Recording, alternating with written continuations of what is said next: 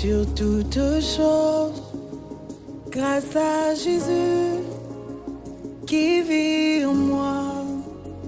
De tout mon cœur, je veux le chanter et je veux célébrer son nom.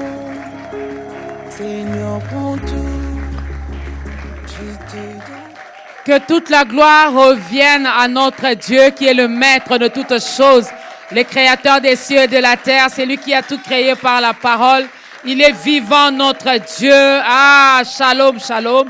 C'est sous cette chaleur, mesdames et messieurs, que nous commençons notre nouveau numéro d'État grandeur. Vous qui êtes chez vous à la maison, partagez la joie que nous avons. Vivez également cette joie parce que le Seigneur Jésus-Christ est bel et bien vivant. La Bible nous dit qu'il est mort, il est ressuscité, il est monté au ciel, il est assis à la droite du Père.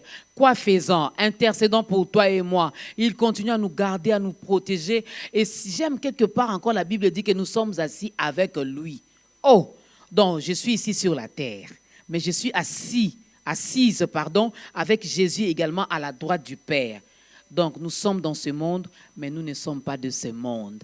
N'est-ce pas? Shalom à vous, fidèles téléspectateurs. Shalom à vous, chers auditeurs. Shalom à vous, peuple de Dieu, vous qui aimez bien ce programme. Dieu nous aime tellement qu'aujourd'hui encore, il nous envoie l'un de ses serviteurs. Il nous envoie encore sa parole. Cette parole qui nous fera certainement du bien. As-tu pris ta Bible, ton stylo, ton calepin? Si c'est bon, installe-toi confortablement parce que nous allons manger. Qui va nourrir nos âmes aujourd'hui? Oh, le Seigneur va passer par son serviteur, le pasteur bienvenu Salinga. Salinga, ça veut dire quoi? Moi, je ne sais pas, mais en tout cas, c'est comme ça qu'il s'appelle. Il est donc de l'église La Décapole, qui veut dire fontaine de rafraîchissement. Aujourd'hui, là, l'Éternel va nous rafraîchir. Il va encore nous faire énormément du bien. Je ne vais pas encore dévoiler notre thème. Parce que ces derniers temps, on en parle tellement. Lorsque Dieu insiste comme ça, c'est parce qu'il veut bien faire quelque chose dans la vie d'un couple. Il veut bien faire quelque chose, opérer un miracle dans un foyer. Voilà pourquoi on revient sur ça, on parle encore sur ça. Je ne vais pas encore dévoiler. Shalom, pasteur. Bienvenue dans ta grandeur. Pas votre grandeur, hein? La grandeur de Dieu. Tout va bien? Par la grâce de Dieu, ça va. Ok. Alors, on veut bien connaître votre histoire d'amour avec Jésus. Il vous a pris de quelque part. C'était où? Dans quelle occasion? Dans quelles circonstances? J'ai béni le Seigneur. C'était en 1992. Ce n'était pas ici, c'était dans une de nos provinces. Ok. Ouais. Il y avait une campagne d'évangélisation. Il y avait un pasteur qui était venu de Kinshasa. Il est d'une communauté que j'étais le nom ici à Kinshasa. C'était un jeune. Je crois qu'il devait avoir 20 ans ou 24 ans comme ça. Mais j'avais 12 ans à l'époque, alors qu'il dansait. Moi, ce qui m'a touché, c'est qu'il dansait pour le Seigneur. Il roulait, il dansait, mais je me suis dit, comment un jeune comme ça peut servir Dieu et danser jusqu'à cette dimension? Quand ils ont fait l'appel pour recevoir le Seigneur, je suis passé. J'étais vraiment un petit quand il parlait. Je ne suis pas passé devant, mais j'étais convaincu et j'ai pris la décision de recevoir le Seigneur pour le servir comme ces frères-là. C'était pasteur Jérémie que je ne connais plus. Oh. Ouais. Et tout est parti de là. Tout est parti de là. Ouais. Donc vous n'avez pas eu le temps de vous amuser parce que si c'est à 12 ans que vous avez donné votre vie à Christ, donc depuis vous avez commencé à les servir à l'église? Non, après 12 ans, je me suis perdu un peu avec quand j'ai atteint 17 ans, 18 comme tout ans. Jeune. Comme tout jeune, c'était un peu compliqué. Et c'est en 98 que je suis revenu dans la bonne direction et jusqu'à ce jour. Il n'y a pas de regret? Non, je ne regrette pas. Il n'y a pas de retard avec le Seigneur. Ah, il n'y a pas de retard avec le Seigneur et avec lui, on ne regrette pas parce qu'il nous fait énormément du bien. On peut acclamer Dieu pour ce témoignage. Le Dieu qui nous ramasse, il nous lave, il nous taille, il nous donne une forme qui lui plaît d'abord à lui avant de plaire aux hommes. Ce Dieu-là a fait de Papa Bienvenu son serviteur. Donc aujourd'hui, il est pasteur Bienvenu Salinga. On aura le temps de parler de l'église de la Décapole, peut-être vers la fin. On aura le programme, on aura également les contacts de notre invité. Pour l'heure, place au tout premier cantique.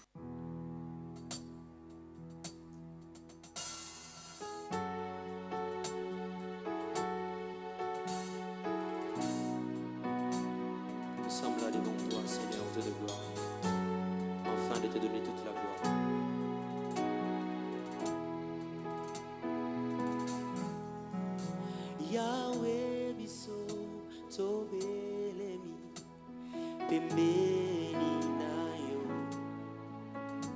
tosopi mitema na biso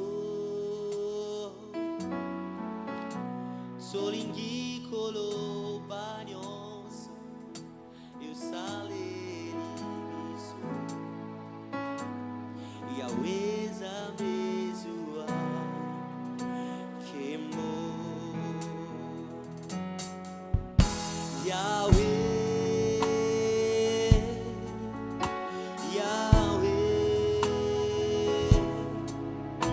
Yahweh Nzambe zwa kembo.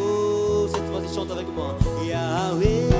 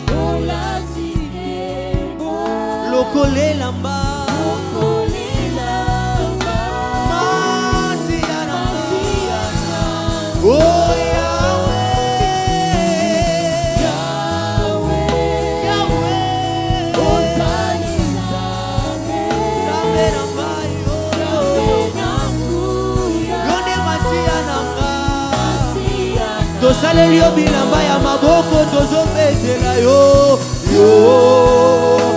olati ye lokola masiya na nga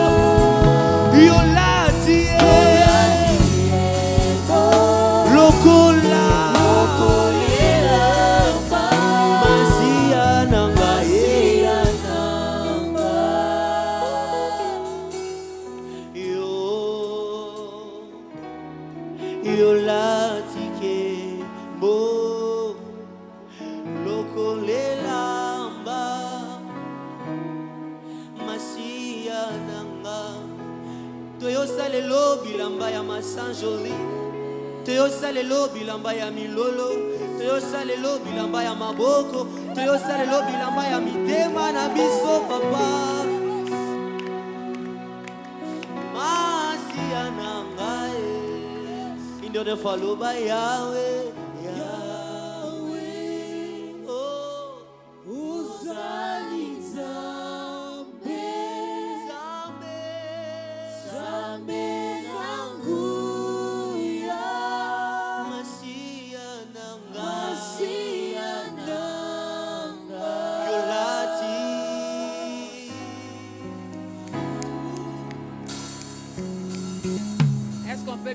acclamer pour le Seigneur. Il est digne d'être célébré. Il est notre Dieu. Il est merveilleux, notre Dieu. Mesdames et messieurs, encore une fois de plus, bienvenue dans Ta Grandeur, où nous recevons les pasteurs. Bienvenue, Salinga. C'est une première pour lui de passer ici dans ce programme. Il a partagé son histoire d'amour avec Jésus. Vous êtes jeune aussi, vous êtes aussi beau, vous êtes élégant, vous êtes jeune, vous êtes belle, jolie, élégante. Tout ça là, c'est bien. Mais sans Jésus, c'est rien. Amen. Voilà une autre occasion qui se présente. Vers la fin, l'homme de Dieu va vous aider aussi à faire finalement un bon choix, celui de donner votre vie à Christ. Pour le moment, nous voulons bien être bénis avec ce thème sur le mariage, un mystère. Le mariage, un mystère. Nous sommes dans Éphésiens chapitre 5, le verset 22 jusqu'au verset 28. Et on pourra également prendre le même chapitre, mais le verset 32. Homme de Dieu, pasteur, bienvenue. Pourquoi vous voulez nous parler du mariage? Merci beaucoup, Maman Dorcas. C'est Dieu qui veut qu'on en parle. C'est Dieu qui veut. C'est très important.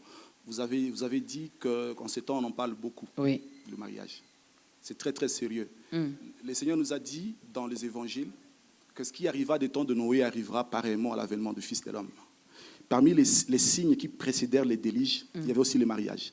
Les hommes se mariaient et mariaient leurs enfants. Les hommes se mariaient. Parmi les signes. Et si vous observez attentivement ce temps, vous verrez que tout le monde veut se marier. Tout le monde veut se marier. Ce sont des signes très, très importants qui annoncent premièrement le vrai mariage, c'est pour très bientôt. OK.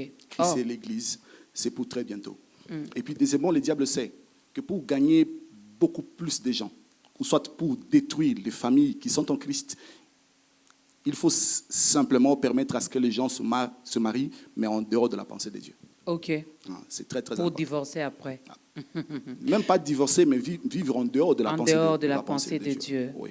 Alors, comment la Bible définit le mariage? Voilà. J'ai entendu dans votre explication déjà d'entrée des jeux, l'époux revient bientôt. Ouais. On parle de quel type de mariage? Celui qui nous attend avec Jésus, qui est notre époux, vu que nous sommes son Église, ou celui entre un homme et une femme. Et actuellement, il y en a qui se marient aussi entre eux, les gens de même sexe, homme-homme, femme-femme. Ici, nous voulons parler de quel type de mariage? Bon, nous parlons du mariage en Christ. Le vrai mariage, c'est le mariage en Christ. Nous avons dit que le mariage est un mystère. Mais ce mystère-là nous est parfaitement révélé qu'en Christ. OK. En Christ. Je le dis, je ne sais pas si je peux directement répondre par rapport à quand vous avez parlé du mariage et un mystère. Maman Dorcas, admettons qu'on prenne la décision de choisir un bien-aimé dans notre assemblée pour qu'il dirige le département de couples mariés, fiancés, grands jeunes. Pensez-vous que nous choisirons un célibataire? Non. Je réponds directement non. Directement non. Instinctivement non. On choisit toujours un marié. Un marié, pourquoi? C'est parce qu'il a de l'expérience du mariage. C'est ce que les gens disent, c'est ce que le monde dit. Mais dans Éphésiens chapitre 5, verset 22, c'est lui qui donne les instructions aux mariés, comment est-ce qu'ils doivent aimer leurs épouses, et aux épouses, comment ils doivent être soumises à leurs époux. C'est l'apôtre Paul, mais qui n'était pas marié. Il n'était pas divorcé, Paul. Il Non. n'était pas veuf. La Bible ne nous dit pas ça. D'ailleurs, ça veuf. Hein? Non. Il a dit que c'est une grâce qu'il a reçue de la part du Seigneur. OK. Oui. Donc l'apôtre Paul n'était pas marié. Il donne les instructions. Il dit, vous mariez, aimez. À l'impératif. S'il était aujourd'hui dans nos églises, on allait dire, Paul, tu n'as pas de leçons à nous donner. Comment tu nous parles? C'est pourquoi j'ai dit, le thème de notre émission, il est intitulé « Le mariage, un mystère ». C'est un mystère. Un mystère, on ne peut pas le comprendre avec l'intelligence humaine. Okay. Un mystère, on ne peut pas le comprendre avec l'âge. Il y a des gens qui pensent, parce qu'il a 50 ans de mariage, qu'il comprend le mariage. L'expérience ne nous fait pas comprendre le mariage. Un mystère exige la révélation. Ce qui fait que l'apôtre Paul n'avait pas l'expérience de la vie commune, vivre avec une femme. Mais il avait la révélation du mariage, qui est là je parle de Christ et l'Église. Il avait parfaitement cette révélation. Il pouvait expliquer aux femmes comment être soumises. Il pouvait aussi expliquer aux époux, aux maris, comment aimer leurs femmes. Vous savez, à l'origine, ce n'était pas le cas. La perception ou la conception que nous avons du mariage aujourd'hui, ça n'a rien à voir avec ce que Dieu pensait. Ce sont les mariages qui ont commencé après la chute. Vous savez, quand l'homme a chuté, Dieu l'a chassé du jardin et il a tout redéfini parce qu'il n'était plus connecté avec Dieu. Il n'écoutait plus Dieu. Il a tout redéfini. Aujourd'hui, nous nous marions selon notre province, notre pays. Chez nous, on dit comme ça. Il nous est même arrivé de croire que nos grands-mamans étaient soumises. Il nous arrive des fois de penser, il dit, est-ce que Dieu peut me donner une femme comme notre grand-mère? Alors que la grand-mère ne connaissait pas Jésus. Quand vous parlez de la soumission, c'est quelle soumission dont vous parlez, où nous parlons? Vous comprenez un peu ça? Et l'homme en dehors du jardin a tout redéfini. La femme est devenue un objet de plaisir sexuel, par exemple, alors que dans la présence de Dieu, il était vraiment une aide. L'homme était là, il était le représentant de Dieu entre le ciel et la terre. Vous comprenez ça? Il était là pour accomplir la parfaite volonté de Dieu. Aujourd'hui, même les sœurs à l'église, la perception ou la conception qu'ils ont de l'homme aujourd'hui ne vient pas du Seigneur. C'est le mariage que nous avons appris en dehors du jardin. Là, nous avons aussi des spécialistes. C'est très sérieux, maman. Aujourd'hui, nous avons beaucoup plus de conseillers conjugaux qui ont fait la psychologie de la femme et de l'homme. Ils viennent donner des leçons. Donc, le mariage est un mystère. On ne peut les comprendre que par la révélation du Seigneur.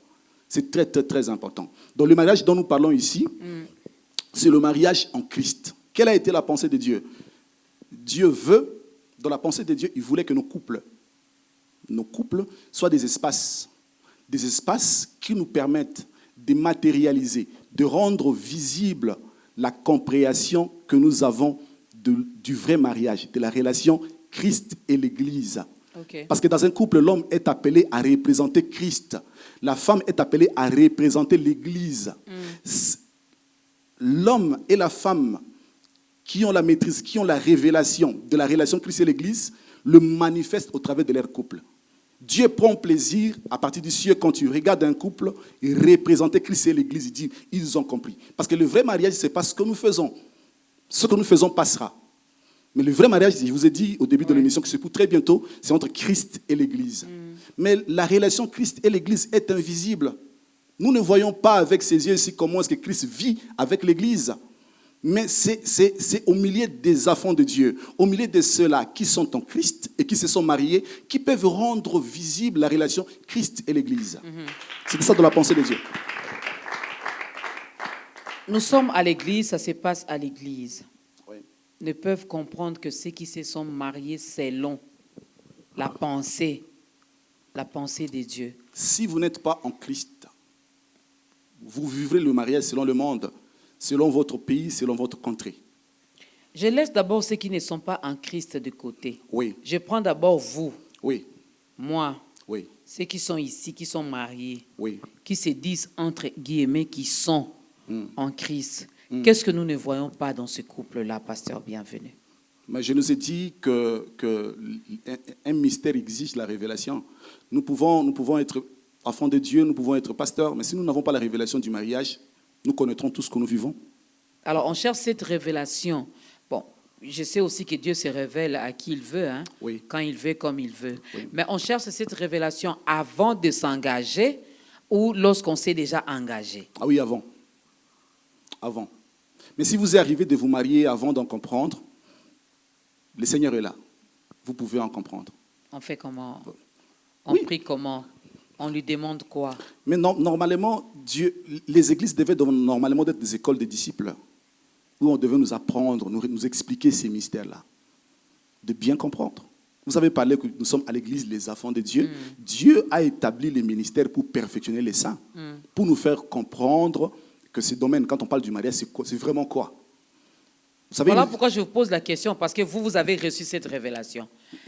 En parlant même du mariage entre un homme et une femme, j'ai vu sur votre doigt, donc vous êtes sérieusement engagé, sérieusement marié. Alors vous qui avez reçu cette révélation, partagez avec nous. On veut bien comprendre ces mystères qui est dans le mariage. Dans le mariage. Merci beaucoup, Maman Dorcas. Je crois que je peux effectuer un petit voyage à l'origine, dans la Genèse, pour en faire, parce que ces mystères-là nous est parfaitement révélés en Christ, comme je l'ai dit. Quand Dieu, par exemple, se décide de créer les cieux et la terre, vous lisez quand il a créé l'homme, la Bible dit qu'il n'était pas bon que l'homme soit seul. C'est Dieu qui était seul avant de créer. Mais comment nous faire comprendre qu'il était seul, qu'il avait besoin de compagnie? C'est Dieu qui était seul. Pas parce qu'il n'était pas malheureux, Dieu se suffit en lui-même, mais il voulait partager sa divinité avec une créature qui lui ressemble. C'est Dieu qui était seul. Mais comment nous expliquer qu'il était seul? Il va créer les cieux et la terre, il va créer l'homme, il les place dans les jardins d'Éden. L'homme était entouré avec les animaux, tout ça, mais il était seul. Vous comprenez ça? Quand il dit il n'était pas bon que l'homme soit seul, c'est un mystère. Il faut comprendre que c'est Dieu qui était seul d'abord. Il a créé les cieux et la terre. Je commence par les cieux. Il a créé les cieux, il a créé les êtres célestes, les anges, les archanges, tout ce que nous connaissons. Mais il était toujours seul. Il les avait créés par l'amour qu'il est. Mais Dieu n'avait pas une créature avec qui partager l'amour qu'il est. Maman Dorcas, vous pouvez partager tout ce que vous avez avec tout le monde, mais vous ne partagerez pas ce que vous êtes avec tout le monde. Ce que vous êtes, vous ne le partagez qu'avec une personne qui vous ressemble. Et quand Dieu regarde aux cieux, il était entouré avec les anges, mais il n'y avait pas une créature qui lui ressemblait. Mais comment nous expliquer, même quand il était aux cieux entouré des anges, il était toujours seul. Raison pour laquelle il va instituer les temps et les visibles. Il place l'homme, il crée les animaux. L'homme était entouré, mais il était toujours seul. Il faut maintenant trouver une créature qui lui ressemble, avec qui il peut partager ce qu'il est, pas ce qu'il a. Ce qu'il a, Dieu donne à tout le monde, mais ce qu'il est, il donne qu'à celui qui lui ressemble. Ce qui fait que il va créer l'homme sur terre à son image et à sa ressemblance. Nous n'avons pas le temps. L'homme était tiré de Dieu. Il vient de Dieu.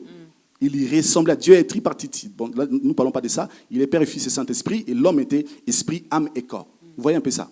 La Bible nous dit que quand Dieu a créé l'homme, ça va. Dieu était très content. Il était très content quand il a créé l'homme. Il dit, bon, voilà, j'ai maintenant créé une créature avec qui je peux partager ce que je suis. Mais comment nous expliquer que Dieu était très content quand il avait créé l'homme? Il va former la femme.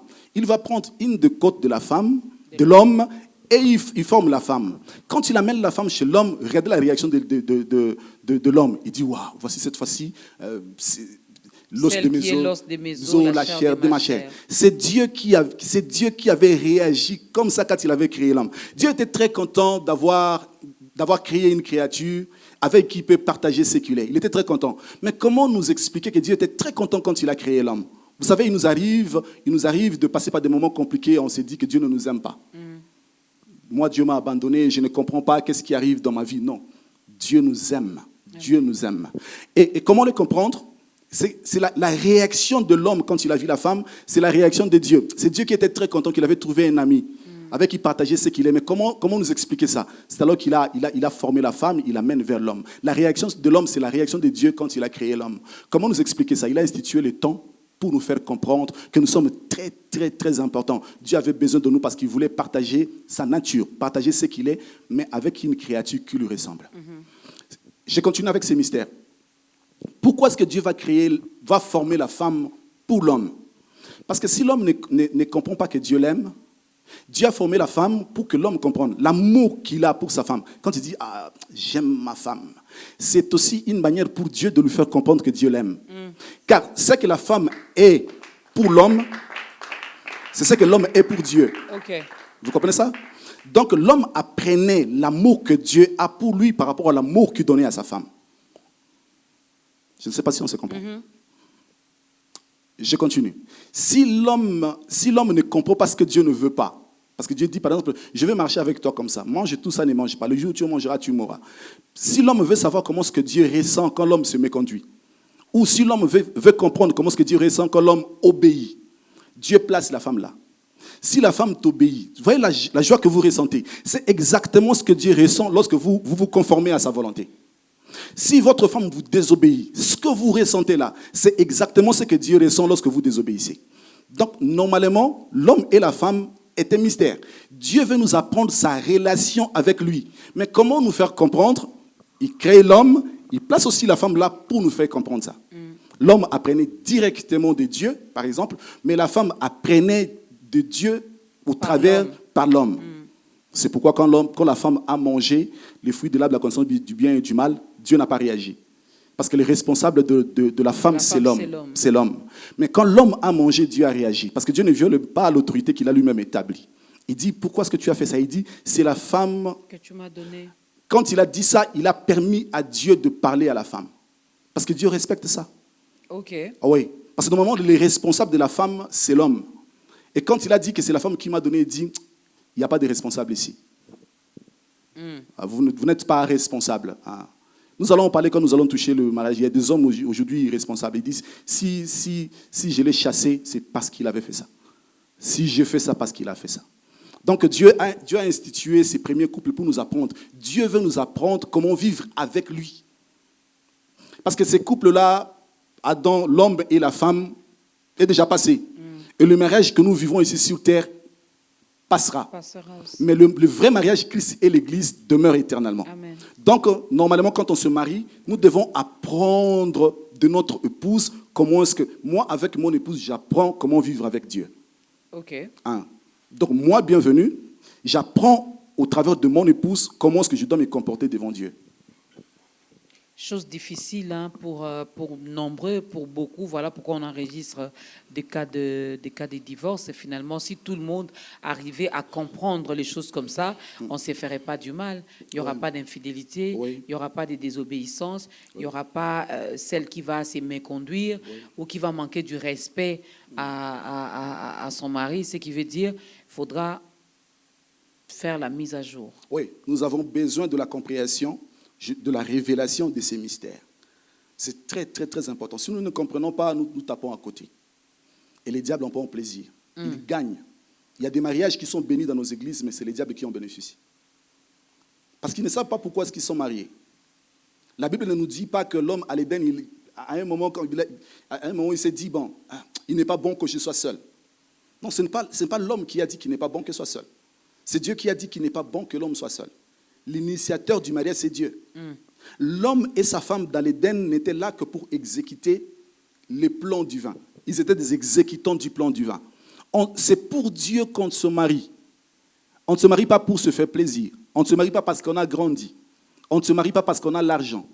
On ne se marie pas parce qu'on a tellement de désirs à satisfaire. Mais ça me pousse à vous poser cette question. Quand est-ce que finalement on doit se marier?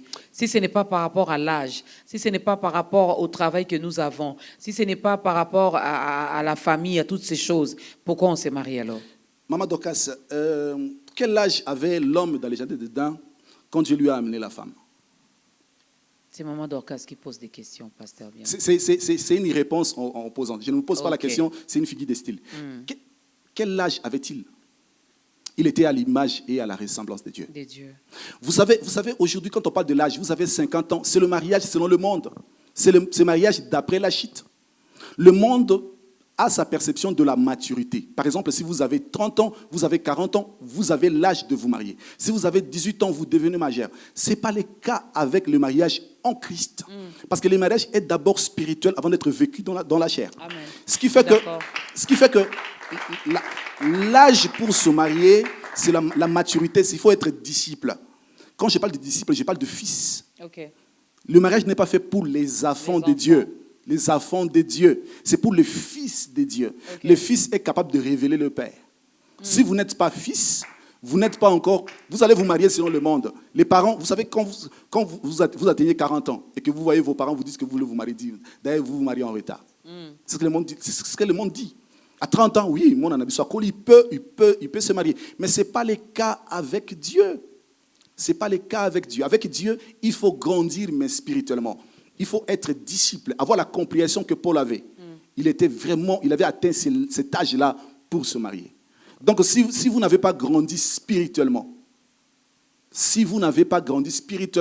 le mariage en Christ n'est pas pour vous. Okay. Vous allez vous marier, on va prier pour vous, mais vous ferez ce que le monde fait. Je sais, vous déplorez le cas de divorce, tout ce qui se passe aujourd'hui. Oui, ce sont des enfants de Dieu, mais ce ne sont pas des fils. Le fils est celui qui a tel âge pour révéler son père.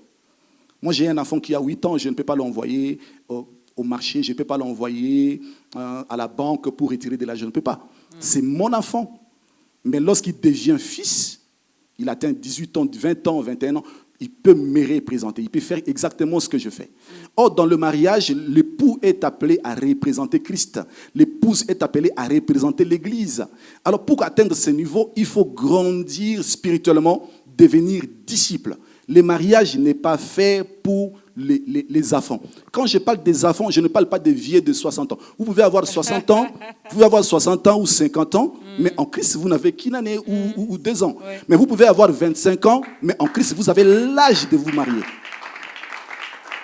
Maman Dorcas, un jeune de 25 ans qui épouse une sœur de 20 ans, mais qui ont pris les temps avec le Seigneur, vivront naturellement le mariage spirituel.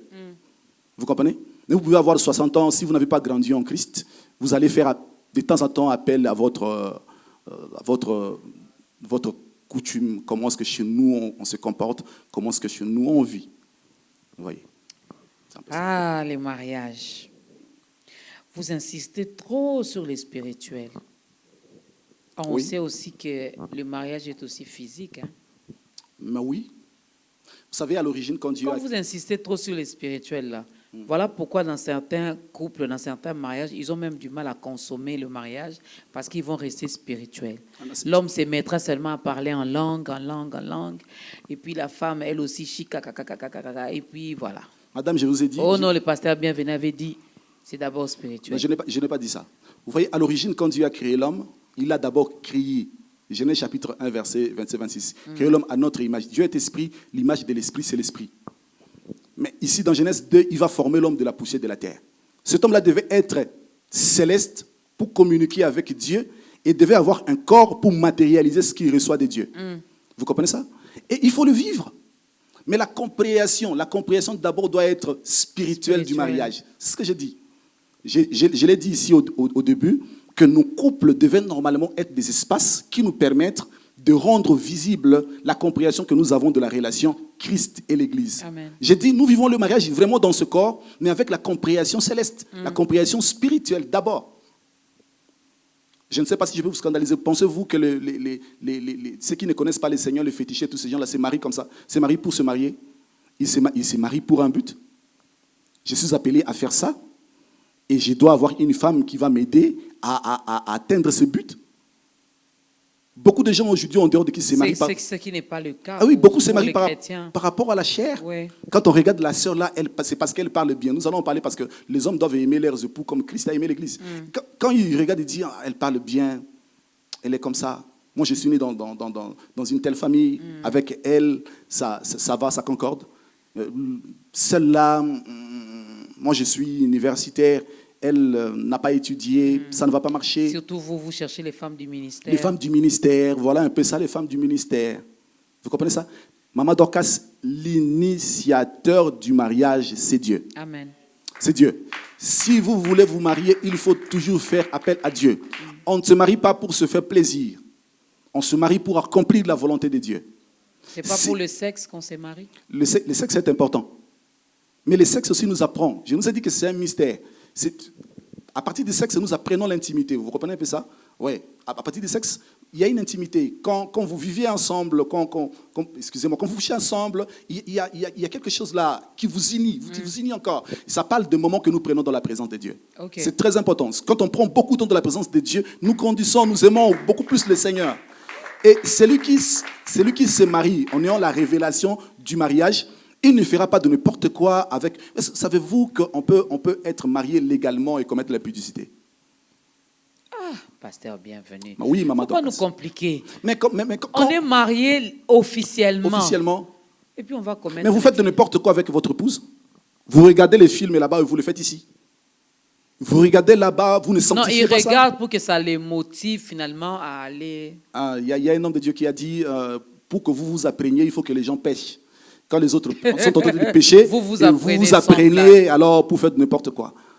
Dieu ne veut pas. C'est sacré même la relation sexuelle. C'est sacré.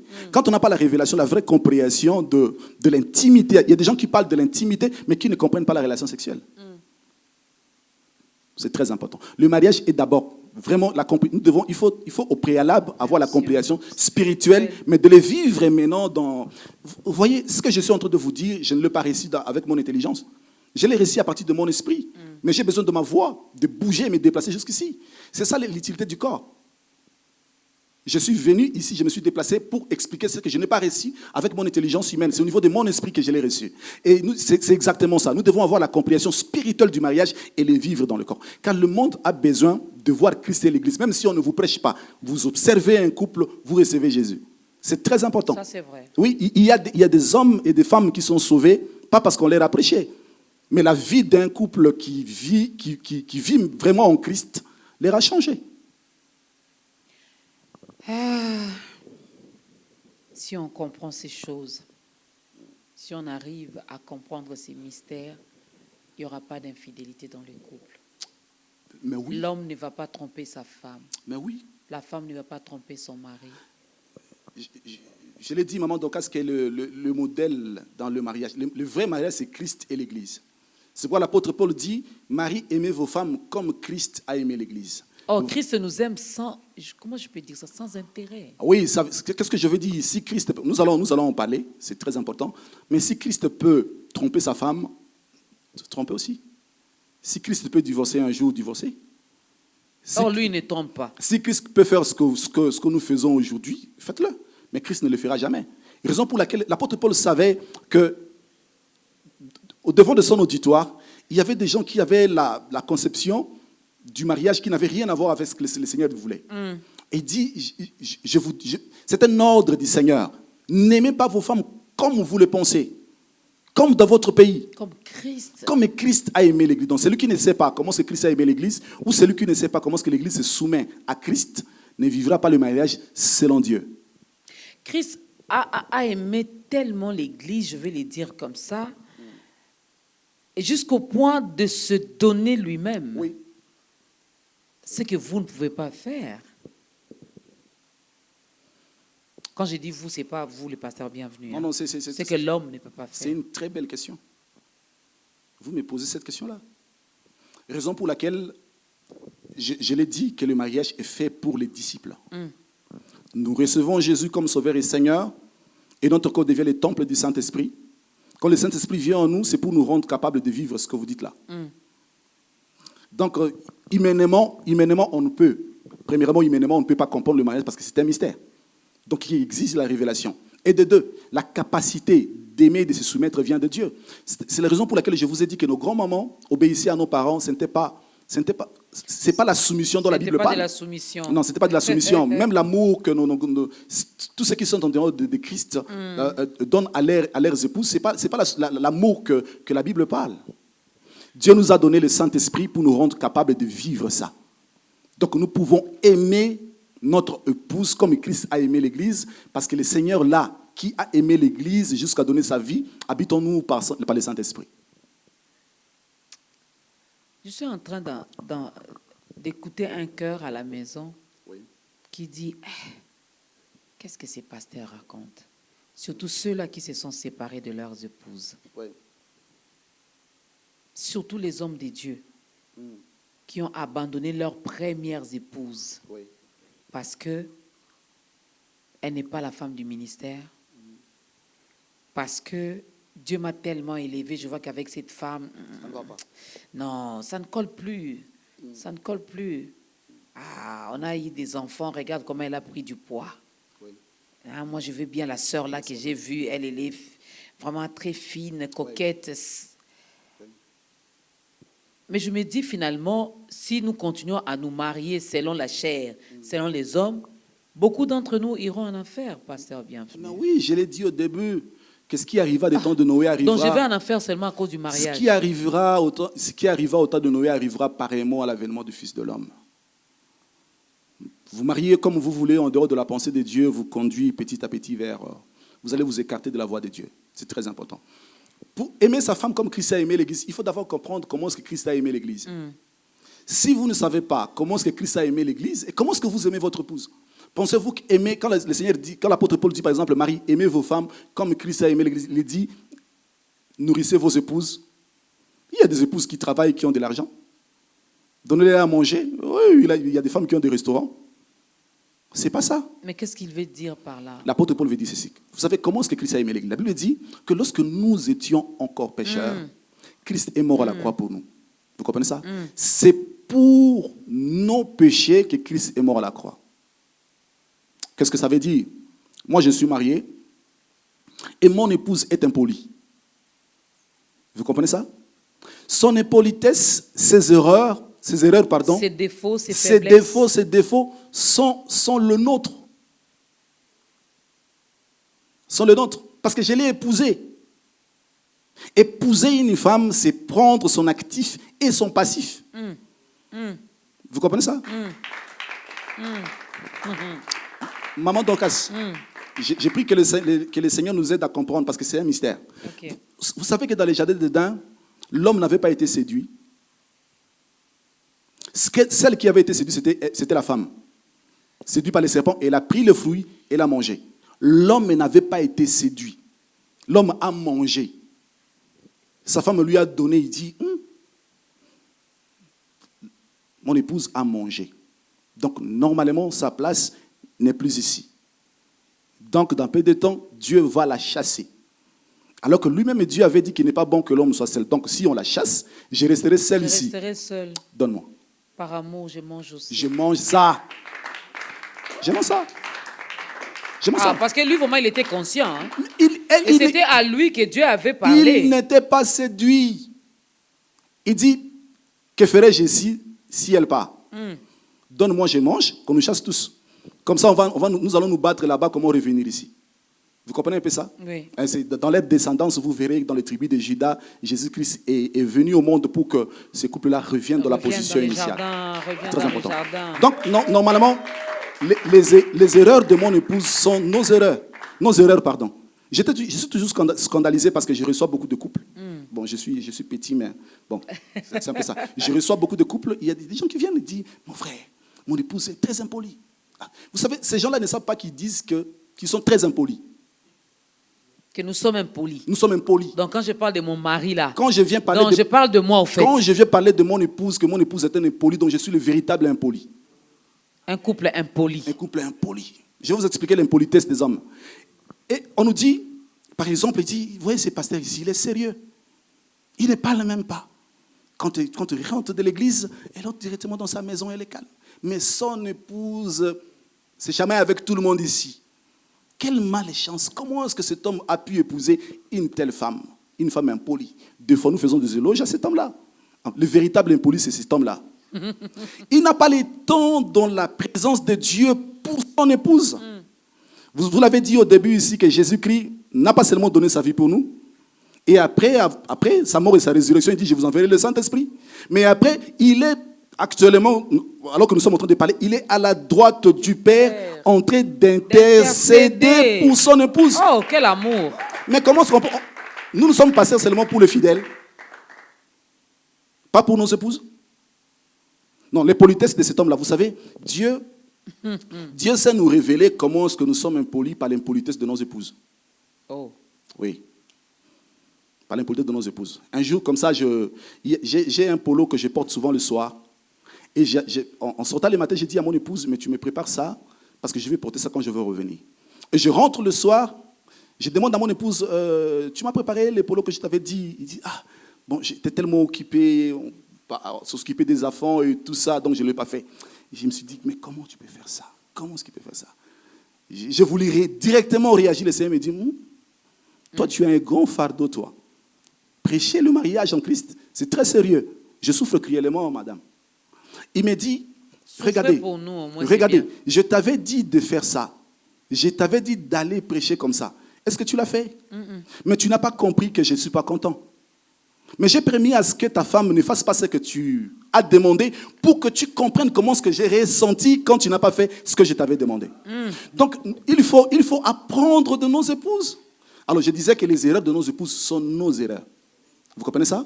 Il faut prendre ça dans notre acte. L'impolitesse de votre épouse. Oh oui. Sa sorcellerie, c'est aussi votre sorcellerie. Si elle est impolie, Dieu a permis que je l'épouse pour pallier à ça. Et la sorcière? Dieu savait. Je connais des hommes de Dieu qui ont répudié leur femme à cause de la sorcellerie. Est-ce que vous savez? Oh, c'est une sorcière. Madame, le nom de Jésus que nous crions là, c'est seulement pour chasser les démons. Les démons des fidèles. Pas de vos épouses et de vos enfants. Oui, est-ce que Jésus qui n'était pas mort à la croix pour les sorciers? Si. Oui. Mais si vous prêchez aux sorciers qui viennent dans vos églises à recevoir Jésus, excusez-moi, je ne parle pas de pasteur. Si nous prêchons, nous prêchons aux fidèles qui viennent dans nos églises à recevoir Jésus. Mais comment nous ne prêchons pas à nos épouses qui sont sorcières de recevoir le Seigneur? Si tu n'arrives pas à diriger ta propre maison, comment est-ce que tu peux prétendre diriger l'église? C'est un peu compliqué. Donc, normalement, les erreurs de nos épouses sont nos erreurs. Vous savez, en nous humiliant de la présence de Dieu, prions pour que notre épouse change, nous nous épanouissons. Nous grandissons spirituellement. Nous parlons de Jésus que nous ne comprenons pas vraiment. Nous disons Jésus qui a donné sa vie, il a donné sa vie pour nous, il est mort à la croix pour nous, mais on nous demande de donner nos vies pour nos épouses, on n'arrive pas. Celui qui ne comprend pas ces mystères ne prêchera pas l'évangile comme il faut. Okay. L'évangile connaît des problèmes sérieux aujourd'hui parce que nous n'avons pas la révélation du mariage. C'est très très important. Donc aimer son épouse, c'est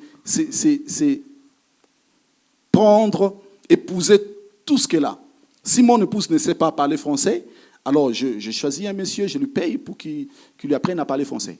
Si mon épouse ne sait pas préparer, j'appelle un maître cuisinier pour l'aider à préparer. Si mon épouse ne s'habille pas bien, bon, je lui achète les habits, je fais ce qu'il faut pour qu'elle s'habille bien. C'est ça, donner sa vie. Christ n'a pas donné sa vie parce que nous avons été sérieux, nous étions bien. Non. Donner sa vie. Dans cet état-là de pécheur. Dans cet état-là. Et nous grandissons dans la compréhension de Christ lorsque nous acceptons tout ça. Oh. Prier pour sa femme. Est-ce qu'il y a un marié qui comprend ici? Oui. Hein? Le mariage est un mystère. Lorsque tu comprends ces mystères-là, c'est alors que tu vivras bien dans ton foyer, dans ton mariage. Oh non, elle est impolie. Non, dis, nous sommes impolis. Oui, d'ailleurs, c'est pour son impolitesse que Dieu a permis que je la rencontre. J'ai rencontré un couple il y a pas longtemps, et la femme n'est pas sorcière, mais elle connaît beaucoup de problèmes dans leur famille. Il y a des histoires. Alors le monsieur me demande, il dit, non, je vais divorcer. Moi, j'ai dit, c'est pour ça que Dieu a permis que tu la rencontres. Dieu savait qu'en dehors de toi, elle mourra. Elle mourra. Vous savez, nous ne prêchons pas la parole de Dieu parce que nous avons été sérieux.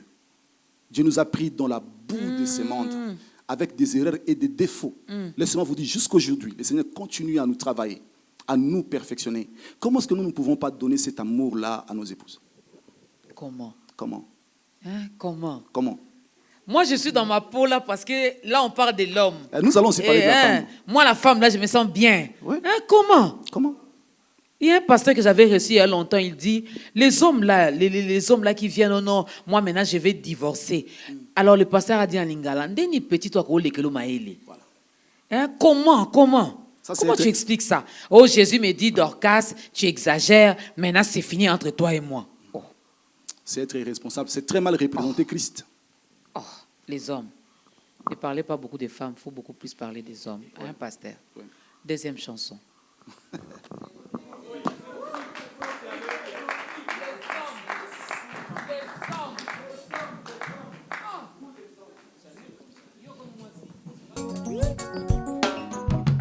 Otele mingai na fukami, onetwa minami kitisi. Epana yonde na zibomoi, ya libela seko na seko. Oyolo minde na kotosa, oyola kinde na kosimae. Oyosali na kobombate, kumisa manzambe na mawae. Natatoli na bomoi na ngai, Yesu nde mokonzi. Natatoli na bomoi na ngai. Yesu ndemo nga nalingi nanga masia naponi nanga seyo oya kotanga motema kaka yo papa osilisanga posa ya mokili likolo ya bolingo na yo kaka yo papa nga nalingi nanga masia naponi nanga seyo oya kotanga motema kaka yo papa osilisanga posa ya mokili likolo ya bolingo na yo kaka yo papa beta mololo mololo mololo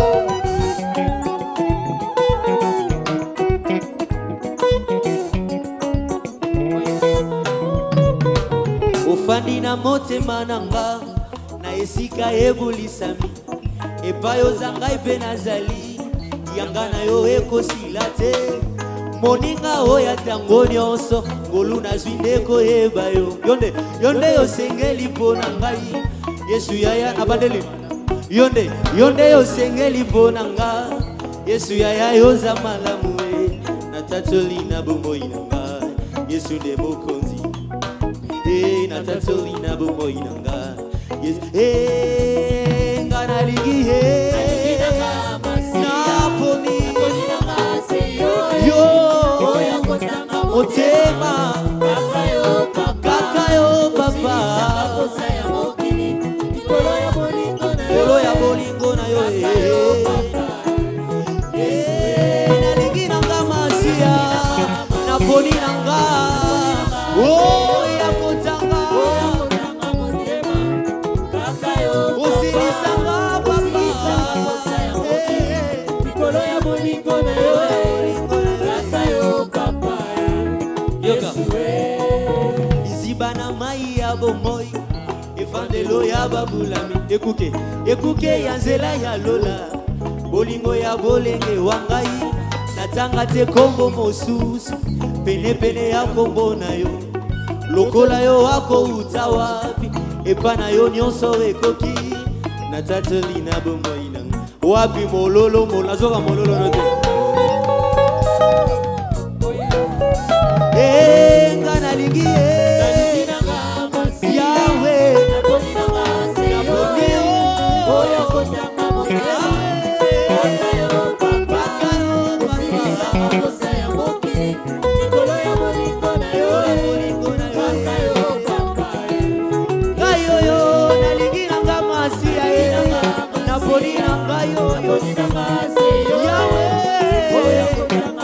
motema na ngai kaka yo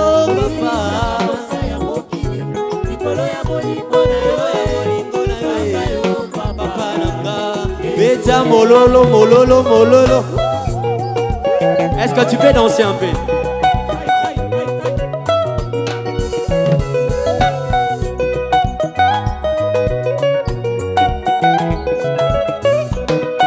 En Christ, est-ce qu'on peut pousser des cris de joie parce qu'on est en Christ?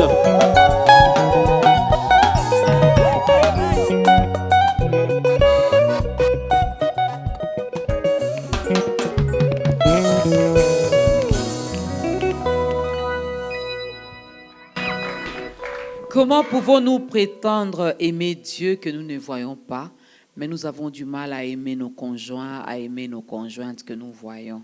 C'est compliqué, hein, pasteur Bienvenu? Très compliqué. Très compliqué. Il nous arrive deux fois de parler de l'amour de Dieu, manifesté en Christ, mais vivre autre chose. Si vraiment nous avions compris si nous avions la compréhension exacte de l'amour de Dieu manifesté par Christ, manifesté aux hommes par Christ, nous allons changer notre manière de voir les choses. Ouais. Excusez-moi, je ne parle pas de ça. J'étais parti apporter la parole dans une église et j'ai parlé sur l'amour de Dieu. Quand j'ai fini, à la fin, il y a une maman qui est passée devant. Il m'a dit, papa, je suis sorcière, je suis une sorcière.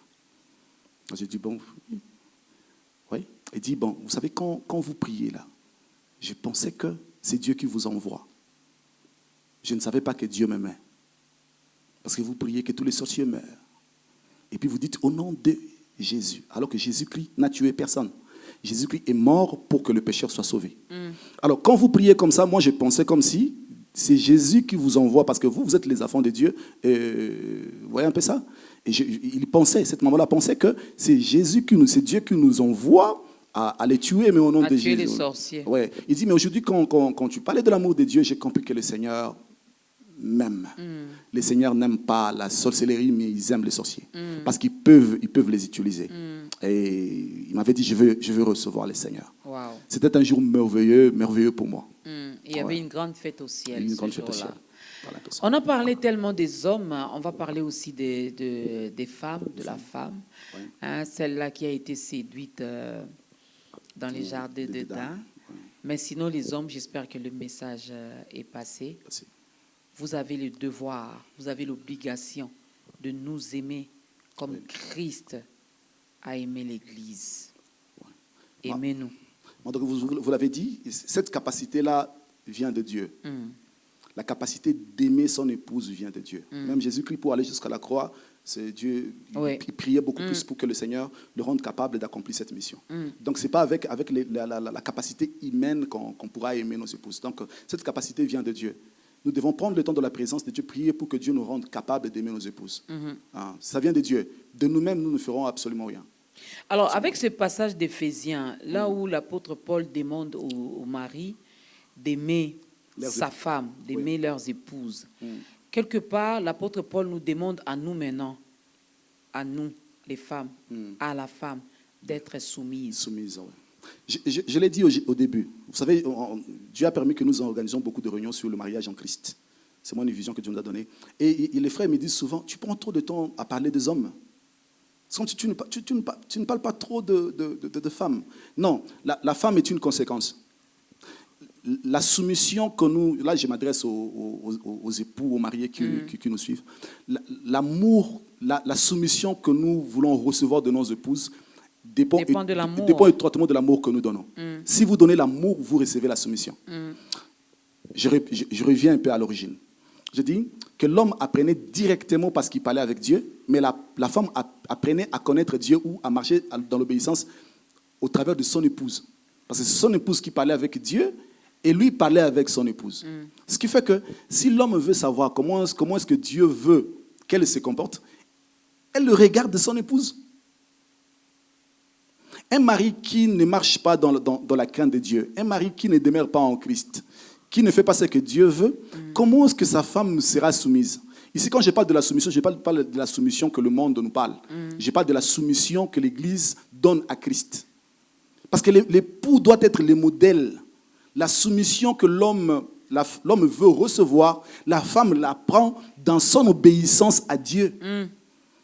Si vous, l'homme, vous obéissez à Dieu, vous demeurez en Christ, votre femme, en vous observant, apprendra, parce que vous, je l'ai dit au début, ce que la femme est pour l'homme, c'est ce que l'homme est pour Dieu. Ce que l'Église est pour Christ, c'est ce que le Christ est pour Dieu. Ce qui fait que le comportement de Christ permet à l'Église de se soumettre. Parce que Christ se soumet toujours à Dieu. Donc, un homme qui marche dans l'obéissance conformément à la volonté de Dieu apprendra directement ou indirectement à sa femme comment se soumettre à lui. Vous voyez? Regardez. Quand la femme a mangé, ce n'était pas un problème. Dieu n'a pas réagi. Quand la femme a mangé, elle est perdue. Mais comment comprendre qu'elle avait fait quelque chose que Dieu ne voulait pas? Elle donne aussi à son mari. Si son mari n'avait pas mangé, les comportements de son mari allaient apprendre à sa femme pour qu'il comprenne qu'elle vient de pécher. Je ne sais pas si je me suis fait comprendre. Ouais. Parce que elle allait comprendre. Elle allait comprendre que l'homme, il a refusé de manger, donc ce que je fais là, ce n'est pas bien. Parce que l'homme apprend à obéir à Dieu par l'obéissance de son mari à Dieu. Vous comprenez? Si l'homme avait refusé de dire non, Dieu m'avait dit de ne pas manger, la femme allait maintenant comprendre que j'ai mal agi. Là, j'ai péché. Là, j'ai péché. Mais parce que la femme apprend l'obéissance à Dieu au travers de son mari. Mais quand son mari a mangé, la femme n'a pas compris ce qu'elle vient de faire. Qu'est-ce que je veux dire? C'est mon intimité avec le Seigneur, c'est mon obéissance à Dieu qui permettra à mon épouse de voir au travers de mon comportement comment se soumettre à moi. Parce que mon épouse, c'est une partie de moi. Si elle apprend de moi, Jésus-Christ l'a dit d'ailleurs, il dit, je bâtirai mon église. Et les portes de ce jour de monde ne peuvent donc contre elle. Il vous est déjà arrivé de constater que dans un couple, un mari qui dit, il faut que tu retournes chez vous. Ton père et ta mère ne t'ont pas bien éduqué. Vous comprenez un peu ça? Est-ce que son père et sa mère savaient que c'est toi qui allais l'épouser? Pour qu'ils puissent t'éduquer en fonction de ton comportement? C'est ça. Non. Quand tu épouses une femme, tu l'épouses, elle vient chez toi à la maison. Ton épouse va apprendre par toi comment se soumettre à toi et marcher avec Dieu. Jésus-Christ, le véritable époux, le responsable, il dit, moi, mon épouse, je veux l'édifier, je veux l'éduquer, je veux le former. Mais les premiers hommes n'avaient pas pris le temps d'éduquer sa femme. Ce qui fait qu'ils ont tout chuté. Mais les deuxièmes épouses, c'est pourquoi les modèles dans le mariage, c'est Christ et l'Église. Ce qui fait que La responsabilité revient toujours à l'homme. Il faut éduquer. Si vous éduquez bien votre épouse, il va vous aider. Je le dis souvent en blaguant, je dis, si tu n'enseignes pas à ta femme la loi de l'Éternel, elle t'enseignera les mensonges du serpent. C'est clair. Elle est une aide. C'est clair. La femme n'est là que pour aider. Si tu l'éduques bien, elle va t'aider. Si tu ne l'éduques pas bien, elle va t'aider aussi. Ce qui fait que nous avons par exemple des hommes qui ne se comportent pas bien devant Dieu, mais ils veulent que leurs épouses leur soient soumises. Et la femme va t'aider, il y a pas c'est souffrir à un moment. Mais si nous marchons conformément à la volonté de Dieu, nos épouses apprendront comment se soumettre à nous. C'est très important. Donc, regardez, la femme est un instrument de visibilité de l'homme. C'est la femme qui rend l'homme visible. Si aujourd'hui Christ, qui est l'homme, qui est l'époux, est connu dans le monde, c'est parce que l'épouse, l'Église est là en train de travailler et parler de Christ. Mais pour que l'épouse arrive à ce niveau, c'est-à-dire témoigner Christ, exposer positivement son épouse, il fallait que Christ d'abord donne sa vie pour elle, d'aider, l'éduquer, l'édifier, la former. Là, je parle de l'épouse. L'instruire, raison pour laquelle, quand il est monté, il a mené des captifs. Il a fait des dons aux hommes. Il a donné les uns comme apôtres, prophètes, évangélistes, pour les perfectionnements de saints, pour éduquer son épouse. Malheureusement, ce qui se passe aujourd'hui, quand le Seigneur regarde, il dit non, c'est pas comme ça. Ça dit que je ne prends pas trop de temps à parler de l'épouse, mais je dis que la soumission que nous attendons recevoir de nos épouses est étroitement liée à l'amour que nous donnons. Dans l'amour, il y a l'instruction, il y a l'éducation, il faut aussi supporter les faiblesses des autres, il faut de la persévérance, il faut beaucoup pour que notre épouse atteigne les niveaux qu'il faut pour vous révéler. La femme a un rôle très important. Je vous dis d'ailleurs humainement comme ça, je suis le père de 2 enfants. C'est-à-dire, si le Seigneur ne revenait pas aujourd'hui, même quand je ne serai plus là, je serai toujours là au travers de mes enfants. Mais pour que je sois là au travers de mes enfants, il fallait que mon épouse soit là.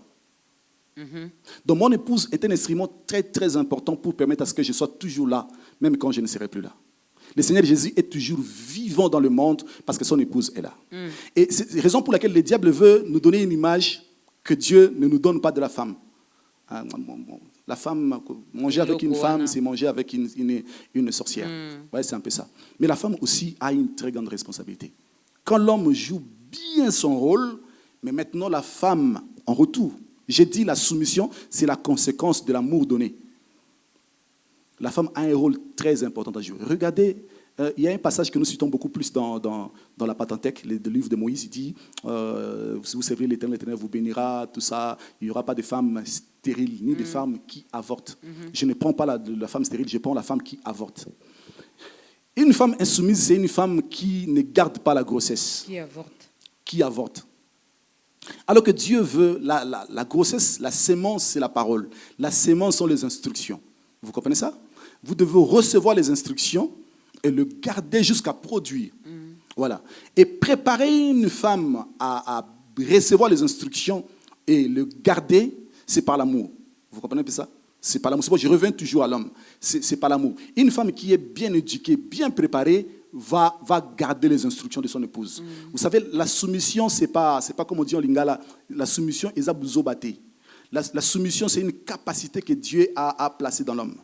La femme s'épanouit dans sa soumission. Une femme soumise s'épanouit, se déchaîne. Dieu a placé beaucoup de capacités dans l'homme. C'est seulement dans la soumission que l'homme se déchaîne. C'est dans la soumission que l'homme comprend que non, quand je me soumets, donc beaucoup de âmes peuvent être sauvées comme ça. Quand je me soumets à mon épouse, cela lui permet de bien exercer son ministère comme ça. Donc la soumission, c'est pas, on ne se soumet pas pour gagner quelque chose. Dans les mariages, on ne vient pas pour recevoir, bien que nous recevons indirectement. Dans les mariages, nous venons donner. Donner. C'est-à-dire, si je viens pour donner, je ne me dérange pas même quand je ne reçois pas. Je dois donner la soumission. Et ce n'est pas facile de donner la soumission, ce n'est pas facile aimer. C'est pourquoi je l'ai dit au début, que la capacité d'aimer et de se soumettre vient de Dieu. C'est par la soumission que l'Église continue à garder la bonne parole, l'Évangile, malgré les persécutions. Une femme qui est bien éduquée sera soumise. La soumission veut dire quoi? Tu passeras par des moments compliqués. Il arrivera même à un moment où tu ne comprends pas ton époux, comment est-ce qu'il se comporte. Mais une femme soumise sera toujours là dans la présence de Dieu, de jouer son rôle. Je ne suis pas ici pour détruire, mais je suis ici pour aider. Je suis là pour aider. J'ai une mission. Moi, mon pasteur dit soumission. Mais oui. Donc, tu es sous une mission. Oui, tu as une mission. Maman, je vous donne l'exemple de Léa. Vous connaissez l'histoire de Léa et Rachel. Jacob n'aimait pas Léa, il aimait Rachel. Mais Léa avait une mission dans la vie de Jacob. Dieu avait dit à Abraham que je rendrai ton nom grand, de toi sortira une grande, toutes les familles de la terre seront bénies en toi. Ça veut dire que Christ sortira de sa descendance. Et c'est comme si Léa savait que Juda est ici. Juda est ici. Bon, alors, même quand Jacob manifestait ouvertement qu'il n'aimait pas Léa, il dit, je ne suis pas ici pour que tu fasses ce que tu fais. Je suis ici pour te donner Juda parce que le Seigneur doit naître. Quand une femme connaît sa mission dans la vie d'un homme, il met tout de côté. Et elle a toujours été là. Il s'est dit, bon, avec cet enfant ici, mon mari m'aimera. Avec ça, il dit, bon, cette fois-ci, je louerai le Seigneur. Donc, je ne suis pas là pour qu'il fasse quelque chose qui me plaît. Je suis ici en mission pour aider cet homme à atteindre son but. Vous comprenez un peu ça? Donc la soumission c'est une capacité que Dieu a placée dans l'homme. La femme est capable de se soumettre. La femme est capable de recevoir les instructions et d'en garder. Regardez comment ça se passe pendant la grossesse.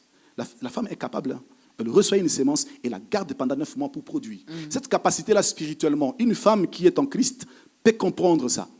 Elle le peut garder. Une femme qui ne supporte pas les instructions n'est pas bien préparée au mariage. Une femme qui, quand tu parles, dit non, moi je ne suis pas éduquée comme ça. Ce n'est pas vraiment comme ça. Une bonne femme reçoit gentiment, dans la joie, les instructions. Parce qu'il est là pour exécuter les instructions de son époux. C'est très important. Très, très, très important. Il y a tellement de choses à dire, mais tout commence par les spirituels. Voilà pourquoi on veut vous aider à naître d'abord de nouveau, à recevoir le Seigneur Jésus-Christ dans votre vie comme Seigneur et Sauveur.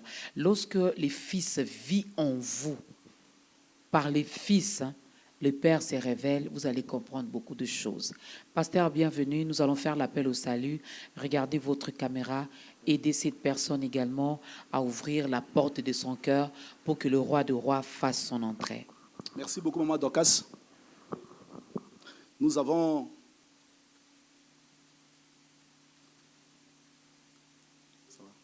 Merci, Maman Dorcas. Nous avons dit ici, au début, que le véritable mariage, c'est pour très bientôt. L'époux revient pour prendre son épouse. Et j'ai toujours dit que, avant de prier, j'ai toujours dit que ceux qui ne reçoivent pas le Seigneur pour vivre éternellement avec lui, ne perdent pas premièrement, ne vont pas directement en enfer. La conséquence directe de ne pas recevoir Jésus, ce n'est pas l'enfer. Celui qui ne reçoit pas Jésus perd premièrement le ciel. Et tous ceux qui perdront le ciel iront en enfer. Perdre le ciel, c'est plus douloureux que d'aller en enfer. Car Dieu n'avait pas créé l'homme pour vivre éternellement sans lui. Il avait créé l'homme pour vivre éternellement avec lui. Et la Bible nous dit, parce que nous parlons du mariage, la Bible nous dit, car Dieu a tant aimé le monde qu'il a donné son Fils unique, afin que quiconque contre lui ne périsse pas, mais qu'il ait la vie éternelle. L'apôtre Paul dit encore, il dit, c'est pourquoi l'homme quittera son père et sa mère, s'attachera à sa femme, et les deux deviendront une seule chair. L'apôtre Paul dit que ce mystère est grand, c'est par rapport à Christ et l'Église qu'il est dit. Christ a donné sa vie pour que nous vivions éternellement avec lui. Ça a été la pensée de Dieu. Je vais prier avec toi qui me suis, ou avec vous qui me suivez. Le Seigneur a tout donné, a tout payé pour que tu sois sauvé. Je ne suis pas là pour te présenter tes erreurs. Je ne suis pas là pour te révéler tes erreurs. Je suis là pour te présenter une œuvre. Jésus a tout payé pour toi afin que tu sois sauvé. Alors nous allons prier avec toi pendant quelques secondes. Tu reprendras ce que je suis en train de dire. Mais toi tu pries vraiment. Seigneur notre Dieu, j'ai écouté ta voix au travers de cette émission. Et j'ai compris que j'étais en dehors de ta pensée, en dehors de ta volonté. Je vivais comme je voulais. Et j'ai compris que tu as donné Jésus afin que je sois sauvé. Et maintenant, j'ouvre mon cœur. Entre dans ma vie. Occupe pleinement le trône de mon cœur. Et à partir de ce jour, ma prière est que tu conduises ma vie jusqu'à ce que tu ne reviennes. Je vais prier pour toi. Seigneur, merci pour ces instants. Je te recommande, mes bien-aimés qui viennent de recevoir le Seigneur. Je prie que ton esprit continue le travail que tu viens de commencer maintenant. Je sais que tu sais parfaitement achever ce que tu commences. Continue et achève parfaitement ce que tu viens de commencer maintenant. Et ces bien-aimés vivent, soient préservés de cette génération perverse jusqu'à ce que tu nous reviennes. Merci notre Dieu parce que tu nous as exaucés. C'est au nom de Jésus que nous avons ainsi prié. Amen.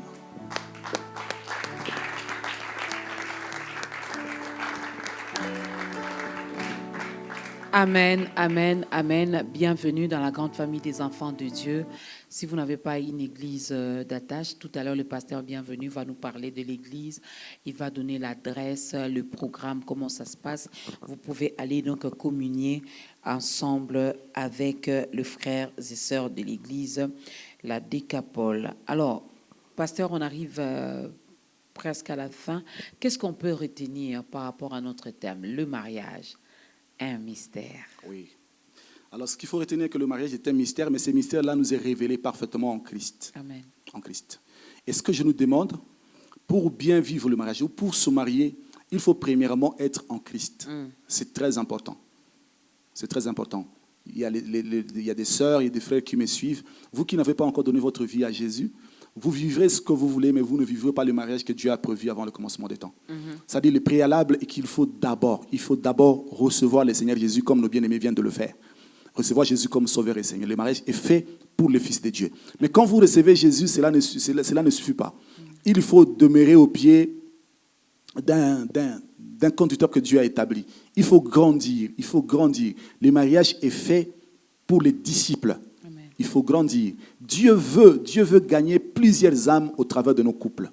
Dieu veut que le monde voie d'une manière palpable la relation Christ et l'Église, mais il passe aussi par nos couples. Et la compréhension de la relation Christ et l'Église est très, très importante. Donc, je nous prie à ceux-là qui n'ont pas donné leur vie à Jésus de le recevoir, mais à ceux déjà qui ont reçu Jésus, mais qui ne sont pas encore mariés, vraiment de se donner, de grandir dans le Seigneur, d'aimer la parole de Dieu, de prendre le temps dans la présence de Dieu pour comprendre, parce que le Seigneur peut nous révéler ces mystères si vraiment nous avons la soif. C'est très important. Et n'est-ce pas qu'on a beaucoup appris également aujourd'hui? Moi, j'aime bien nous demander d'être toujours humbles. La Bible dit, nous connaissons en partie, nous prophétisons en partie. C'est vrai, on veut tous se marier, on veut tous aller dans le mariage. Chacun de nous a les raisons finalement qui le poussent à se marier, mais on ne se marie pas par rapport à son âge, par rapport à sa famille, par rapport à l'entourage, par rapport à ce que les hommes pensent ou diront. Non. On se marie selon la pensée de Dieu. Et on ne se marie pas avec n'importe qui non plus.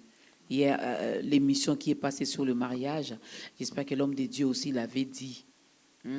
Entre nous, enfants de Dieu, c'est bien. Et vous allez bien vivre cet amour.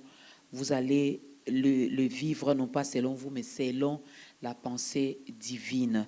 Merci beaucoup, pasteur. Parlons de l'église rapidement. Où se trouve l'église? Vous recevez quand? C'est quoi vos contacts? Ok, merci. Notre église, c'est l'église de la Décapole, Fontaine de rafraîchissement. Nous sommes à Delvaux, dans la commune d'Ngaliema, juste derrière le marché de Delvaux. Nous sommes sur l'avenue Mayala, numéro 7, l'église de la Décapole. Le programme de nos rencontres, nous réunissons chaque lundi.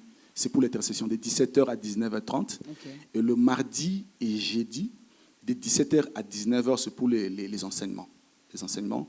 Et les dimanches, à partir de 9h, nous sommes là pour notre culte d'adoration. Voilà un peu ça. Dimanche, 9h, pour le culte d'adoration, le culte de célébration. Il faut toujours célébrer Dieu, n'est-ce pas? Moi, je dis toujours, il n'y a pas de raison pour manquer le culte les dimanches. Oui, je voulais aussi ajouter, parce que ça, c'est mon église d'attache. Voilà. Là, je suis pasteur là-bas. Nous avons notre responsable, c'est le pasteur Bernard Bossewa, c'est lui qui, et notre papa, c'est lui qui nous conduit là-bas. Ok, on les salue.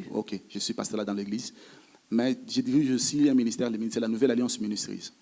C'est là que nous prenons vraiment le temps pour exposer tout ça. Parce que l'église aussi a son programme. Mais ici, dans le ministère, nous prenons le temps. Nous avons 3 départements. Nous parlons autour de la parole, parce qu'il faut que les gens grandissent. Et puis nous avons aussi un département qui parle de le mariage. C'est pour Dieu qu'on se marie. C'est ça. Et nous avons aussi l'école christologique. Nous prenons beaucoup plus de temps de parler de la personne de Christ, élève qu'il a accompli. C'est la nouvelle alliance ministre. Là, nous sommes aussi à Delvaux. À Delvaux. Comment faire pour vous contacter? Je peux donner mon numéro? Oui. Oui, c'est 082 68 D100 D00 39 à la fin. 082 68 D100 D00 et puis 39 à la fin. C'est ça mon numéro. C'est le numéro du pasteur. Bienvenue, mesdames et messieurs, même vous, chers couples. Ce n'est pas vos 30 ans de mariage qui font de vous un couple, je ne sais pas moi comment. Non, non, non. Il faut avoir la révélation. Il faut comprendre ces mystères. Alors, si vous avez des questions à poser par rapport au mariage révélé, par rapport au mariage en Christ, par rapport au mariage selon Dieu, le pasteur bienvenu là, il a passé son numéro. Vous pouvez facilement entrer en contact avec lui. Pourquoi pas l'inviter aussi à organiser des rencontres pour aider surtout. Il y en a qui vont à l'église seulement pour demander le mariage. On doit vraiment avoir la connaissance. Merci à la chorale, merci à toutes les personnes qui ont accompagné l'homme de Dieu. C'en est fini, mesdames et messieurs.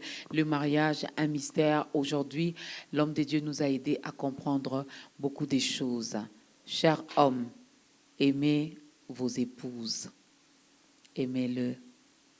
Et chères épouses, soyez soumises à vos époux. Christ nous aime et il nous aime. Et son amour pour nous ne change pas. Continuez à aimer celle qui est votre épouse. Continuez à l'aimer.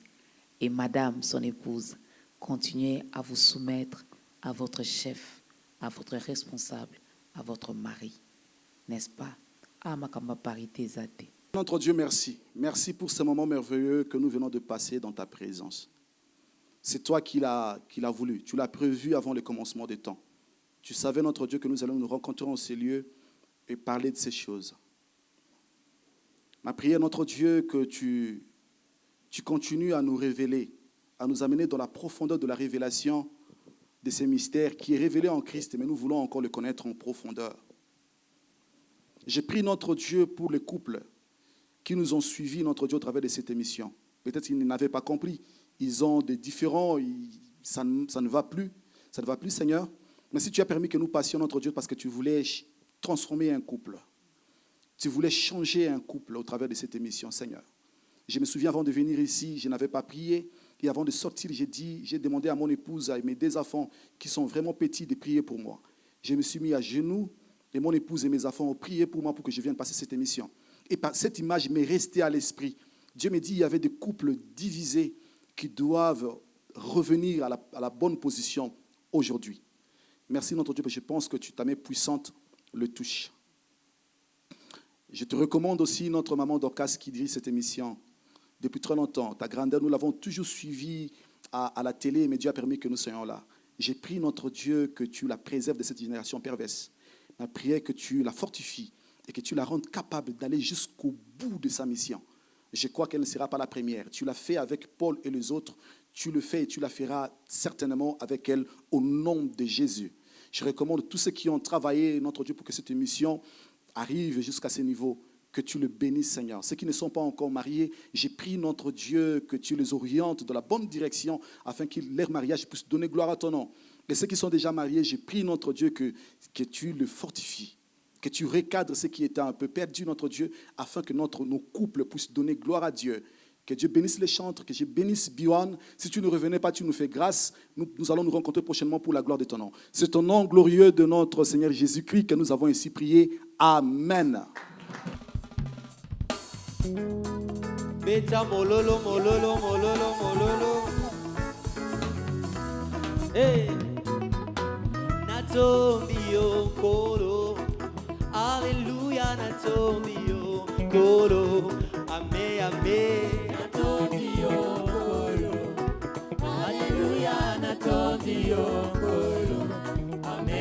Yozo batelanga koleka gouvernement ya Congo. Tikana yemba yo, tikana beta mololo. Amen, amen. Natondi yo kolo. Ilele. Alléluia, natondi yo kolo. Amen. Ah, kumama e, kolo Yesu e kumama. kumama Nzambe na lola kumamba na yo kumama Bolo Yesu kumama kumama mwana na Nzambe kumama molongo lisoni kumama Nzambe na ngana yembelo nanu kumama elilelele Bolo Yesu kumama kumama mwana na Nzambe kumama molongo lisoni kumama Nzambe na ngana beta mololo kumama Yesu kumama Bolo Yesu kumama elele mwana na Nzambe haleluya kumama haleluya kuma Kolo Yesu j'ai confiance Kolo Yesu nanga j'ai confiance Kolo Yesu nanga j'ai confiance Olobaki na goko talola j'ai confiance na beti mololo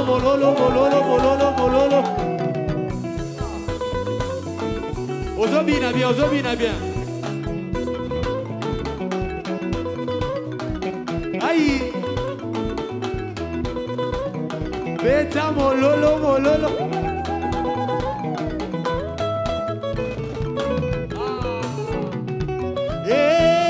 Azali na bombo ilelo libela Azali na bombo ilelo libela Azali na bombo ilelo libela Azali na bombo ilelo libela Yesu wa bombo na kate lelo libela Azali na bombo ilelo Yesu libela Yesu on y va libela Yesu libela Yesu libela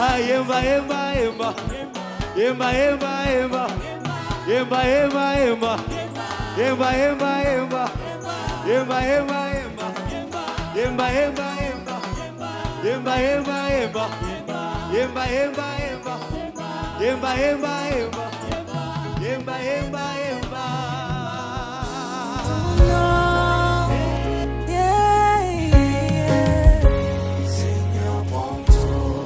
Prends tout, Jésus. Je ne garde rien. Oui, guide-moi. Entends mon cœur qui crie à toi.